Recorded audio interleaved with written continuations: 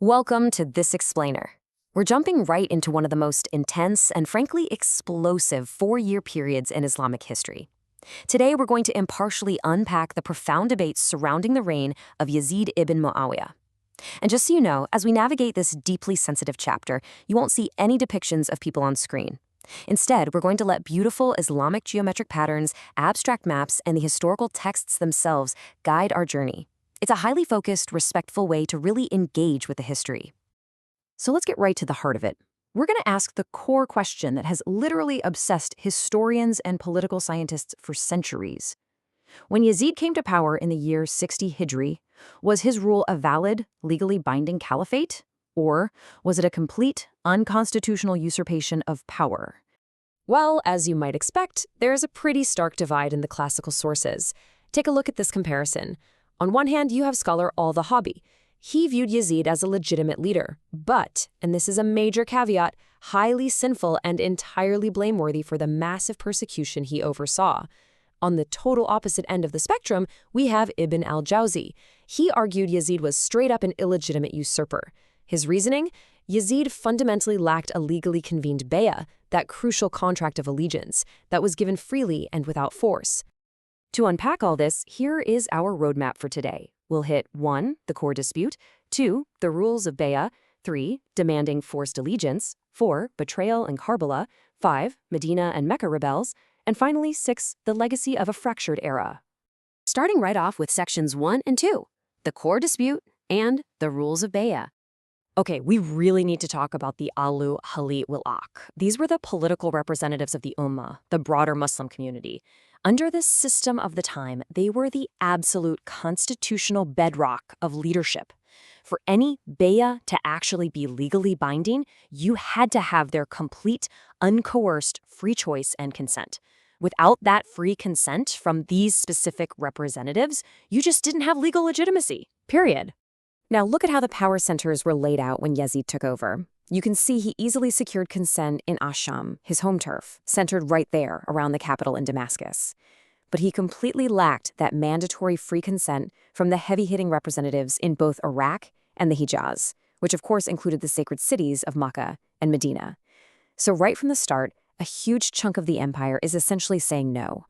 And listen, this wasn't just some minor political technicality. The sources are incredibly clear on this. Stripping authority away from the Ummah was legally classified as a mazlima, a severe foundational injustice. Under Islamic jurisprudence, this explicitly gave the people the legal right to resist. In fact, based on the Sunnah, anyone killed defending their rights against this kind of blatant injustice was officially considered a martyr, a shaheed. Which brings us to Section 3. Demanding forced allegiance. Things escalate incredibly fast after Yazid's father, Muawiyah, passes away in Rajab of 60 Hijri. Yazid sends a totally standard letter to his governor in Medina announcing the death. But tucked inside was another parchment. So small, the historical texts describe it as the size of a rat's ear. Total secrecy. And the order was absolutely explicit. Seize Hussain, Ibn Umar, and Ibn Zubayr. Give them no chance to do anything before forcing their allegiance. Right out of the gate, Yazid is shattering that fundamental rule of free consent. So what happens? Ibn Zubayr stalls for time and literally escapes Medina in the dead of night on the 26th of Rajab to avoid being forced into this bay'ah. And it's like a movie. The very next night, while the governor is totally distracted sending horsemen to hunt down Ibn Zubayr, Hussein and his entire family manage to slip away into the desert too, making a desperate run for sanctuary in Makkah. And that sets the tragic stage for Section 4. Betrayal and Karbala. 12,000. That is how many people in the Iraqi city of Kufa threw their support behind Hussein. They formally pledged their allegiance through his cousin and envoy, Muslim ibn Aqil, and they were actively inviting Hussein to come to Kufa to take up the caliphate. They were entirely, utterly rejecting Yazid. But Yazid wasn't about to just let that happen. He sends in a truly ruthless governor, Ubaydullah ibn Ziyad, to crush it. Ibn Ziyad actually rides into Kufa heavily veiled, completely tricking the locals into thinking he was Hussein arriving. Once he's inside the gates, he uses widespread espionage, hunts down Muslim ibn Aqil, and violently executes him along with his protector. He totally dismantled the Kufan resistance before Hussein even got close. Tragically, Hussein departs Makkah completely unaware of this brutal betrayal unfolding in Kufa. He is essentially walking blindly into a massive trap.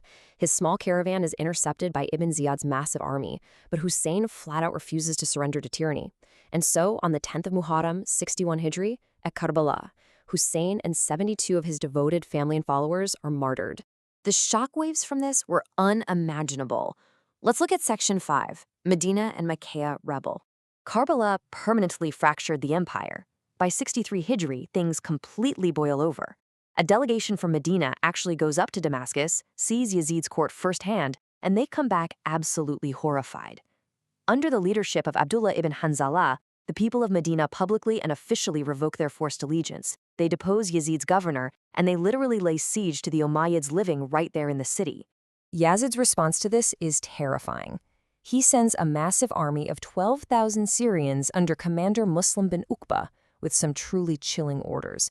He says, give the people of Medina exactly 3 days to surrender.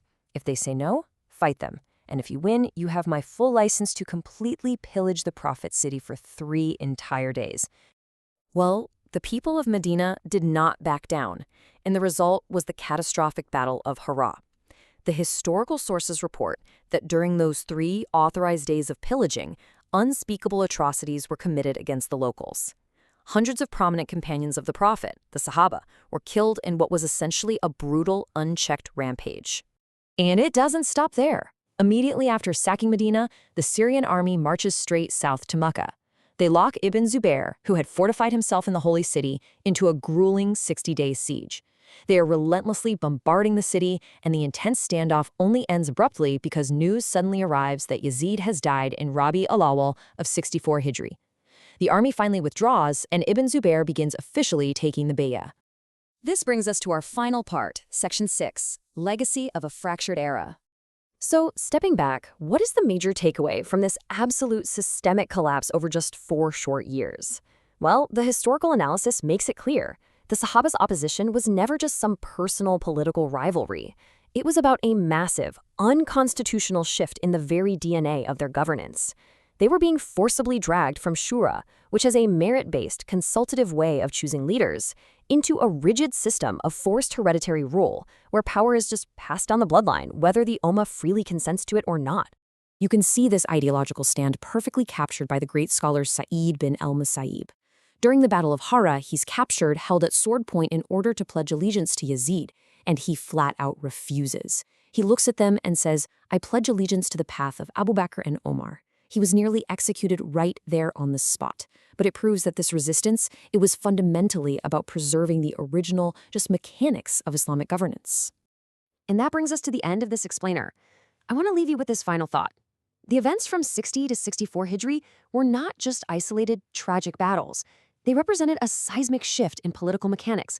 So how did this 4-year period of shattered constitutional rules and violently forced allegiances permanently alter the trajectory of Islamic civilization and, really, the world forever? It's something to think about. Thanks for joining us.